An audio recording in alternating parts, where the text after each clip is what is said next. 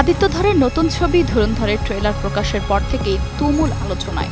রণবীর সিং অভিনীত spy action থ্রিলারের এই সিনেমায় রক্তাক্ত সহিংসতা, নির্যাতনের দৃশ্য আর ভয়ানক নির্মমতার খোলাখুলি দেখানো হয়েছে।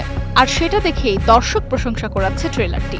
তবে সেখানেই আপত্তি জানিয়েছেন কন্টেন্ট ক্রিয়েটর ধ্রুব রাঠি, করেছেন কঠোর সমালোচনাও। মঙ্গলবার ট্রেলার প্রকাশের কয়েক ঘণ্টার মধ্যেই সামাজিক যোগাযোগ মাধ্যম এক্সে পোস্ট করে ধ্রুব রাঠি লিখেন, আদিত্য ধর বলিউডে সস্তা শক ভ্যালুর সর্বোচ্চ সীমা পার করে ফেলেছেন। ট্রেলারে যে চরম সহিংসতা, গোর আর নির্যাতন দেখানো হয়েছে তা যেন ISIS এর শিরোচ্ছেদের ভিডিও এন্টারটেইনমেন্ট বলেও চালানোর মতো। ধ্রুব রাঠি আরও অভিযোগ করেন, টাকার লোভ এতটাই অন্ধ করে দিয়েছে যে নির্মাতারা তরুণদের মনে বিষ ঢালছেন, অমানবিক সহিংসতাকে স্বাভাবিক করে দিচ্ছেন। এরপর ভারতের জনপ্রিয় এই কন্টেন্ট ক্রিয়েটর সেন্সর বোর্ডের দৃষ্টি আকর্ষণ করে বলেন, এটাই পরীক্ষা। CBFC কি চুম্বন দৃশ্য নিয়ে বেশি চিন্তিত নাকি পর্দায় একজন মানুষের চামড়া ছুঁড়ে ফেলার দৃশ্য নিয়ে?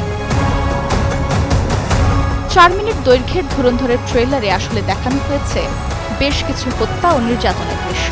ট্রেলারের দুটি দৃশ্য সবচেয়ে বেশি আলোচনায়, তা হল অর্জুন রামপাল, যিনি একজন ISI মেজরের চরিত্রে, তাকে দেখা গেছে কারো চামড়া ছুঁড়ে ফেলতে।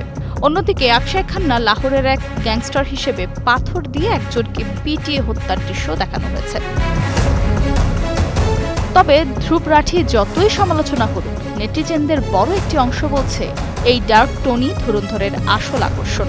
তো আরেকজন সেন্সর বোর্ডকে সরাসরি বলছেন, ট্রেলারে যা দেখালো হলেও একদম হুবহু এটাই চাই, no Katz, no ব্লার্স।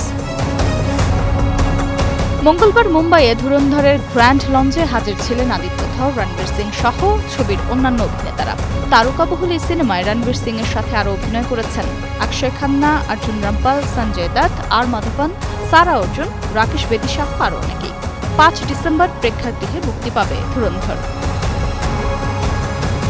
Afroza Moutushi, star news.